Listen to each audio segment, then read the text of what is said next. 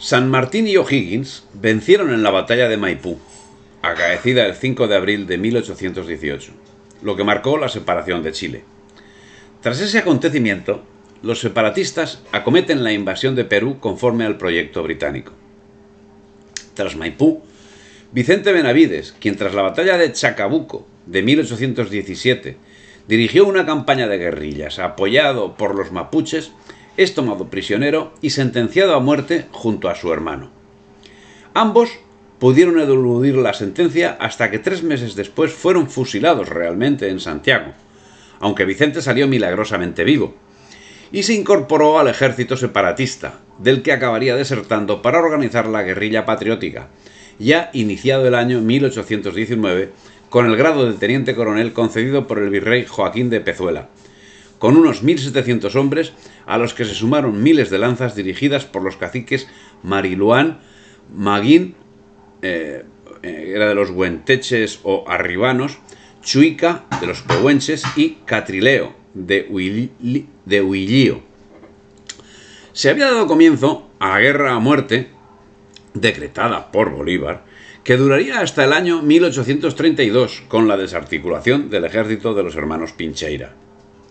Si las actitudes y actividades tendentes a la fragmentación de España llevaban un paso firme y acelerado a ambos lados del Atlántico, espíritus patriotas independientes se negaban a morir sin batallar. Vicente Benavides, y con él otros patriotas, venderían cara a su piel entre el Maule y la Araucanía. Desplazaron sus actividades al sur del río Biobío y organizaron una guerrilla con el apoyo de las comunidades indias, las cuales iniciaron una frenética acción militar que abarca desde el Pacífico hasta el Atlántico. Ante esta situación desesperada, con las fuerzas fragmentadas, cuando no enfrentadas, en una estéril guerra civil entre conservadores y liberales, Benavides quedó desconectado del gobierno virreinal cuando ya había sido nombrado comandante general de las fronteras en los dominios del sur por el virrey Pezuela. Con ese título, Benavides se convirtió en el defensor de la tradición monárquica amenazada por los separatistas y controló los territorios fronterizos al sur del Biobío, a los que dividió en 3 frentes. Los llanos centrales estaban a cargo de Benavides, el cura Juan Antonio Ferrebú defendió la costa y los hermanos Pincheira se dedicaron al sector andino, siendo que en su lucha contaban con el apoyo de gran parte de los grupos araucanos y pehuenches. Esta actuación sería heredada por su lugarteniente, José Antonio Pincheira. En los 3 sectores se contó con el apoyo de los indios. No era nada nueva la actuación hispánica de los indios, y es que a partir de 1783 los pehuenches malalquinos fueron una pieza clave en la administración, ya que con ellos quedaba garantizado el control de los pasos andinos. Y serían ellos quienes apoyarían decididamente la causa hispánica junto al caudillo Benavides, quien organizó una guerrilla que se impuso militarmente frente a las tropas separatistas en una campaña de captación que iba alcanzando éxitos al compás de sus victorias. No era la de Benavides la única actividad contraria a los acontecimientos que irremisiblemente tendían su negro porvenir sobre toda la América.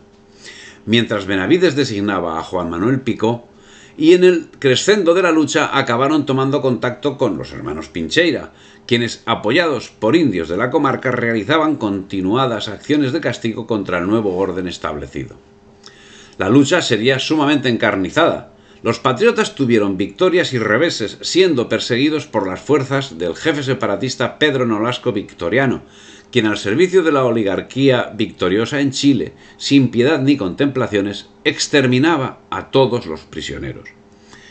En una confrontación que tuvo lugar en Chillán el 22 de septiembre del año 20, Juan Manuel Picó obtenía en la batalla de Pangal una victoria total sobre las tropas separatistas, y el sanguinario victoriano general de O'Higgins sería ejecutado por los patriotas. También sería ejecutado el jefe del ejército del centro, el británico Carlos O'Carroll, por su condición de extranjero. 4 días más tarde, en Tarpellanca, las tropas nacionales obtenían una nueva victoria sobre los separatistas. Sería el momento cumbre de la resistencia hispánica en Chile ante el avance del colonialismo británico. Concepción, Los Ángeles, Chillán y San Carlos eran liberadas en septiembre. Pero la alegría duraría poco tiempo, dado que el nuevo orden que había dado al traste con España, con la seguridad y con la prosperidad, acabaría imponiéndose en Talcahuano el 25 de noviembre y en la Alameda de Concepción el día 27 a manos de un ejército compuesto en parte sensible por fuerzas británicas y comandado por el coronel Joaquín Prieto, quienes acabaron con la esperanza de Benavides. Prieto acabaría siendo presidente del gobierno.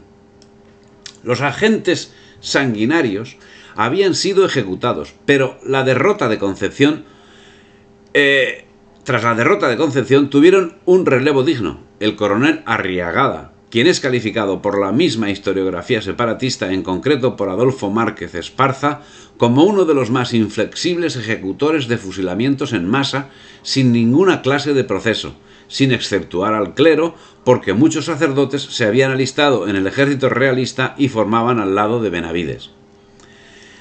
El 9 de octubre de 1821, a orillas del río Chillán, se produjo la batalla definitiva de Benavides, que fue conocida como la de las Vegas de Saldías, donde el coronel Prieto acabó efectuando una feroz matanza de patriotas. Pero Benavides logró escapar junto a sus lugartenientes Bocardo, Ferrebú, Picó, Seosiaín y Carrero, que se desparramaron por la Araucanía intentando zafarse de la implacable persecución de Prieto. La traición de Jorge Arévalo y de Dionisio Aguayo obligó a Benavides a desistir de su empeño, por lo que embarcó para Perú, siendo finalmente apresado el 30 de enero de 1822, cuando tomó tierra para hacer aguada. Conducido a Santiago para su suplicio el 23 de febrero del mismo año, sufría las mayores vejaciones. Era arrastrado en un serón por las calles y tras ser ahorcado el cadáver quedó en la horca hasta el anochecer, cuando fue descuartizado. Las extremidades fueron enviadas a los escenarios de sus actividades, mientras el tronco fue quemado. Un año más tarde, Concepción seguía siendo humillada con la cabeza del héroe encerrada en una jaula. Benavides tuvo el honor de ser calificado por Lord Cochrane principal representante de los intereses británicos del momento y almirante de las fuerzas libertadoras como infame monstruo. A este respecto, en una edición extraordinaria de Gaceta Ministerial de 23 de febrero de 1822 se señalaba: por la notoriedad de sus hechos, aun el más imparcial extranjero lo condenaba al último suplicio, pero el Supremo Gobierno quiso oírle sus descargos y mandó se le juzgase conforme a las leyes, y resultando hallarse fuera de la protección del derecho de gentes, se le aplicó la pena que éste y las leyes de la República imponen a cada uno de sus delitos. Le sucedió el general español Manuel Picó hasta 1824, cuando fueron derrotados los realistas del Perú en la batalla de Ayacucho. Es a partir de este momento cuando entraría en acción la facción de los hermanos Pincheira.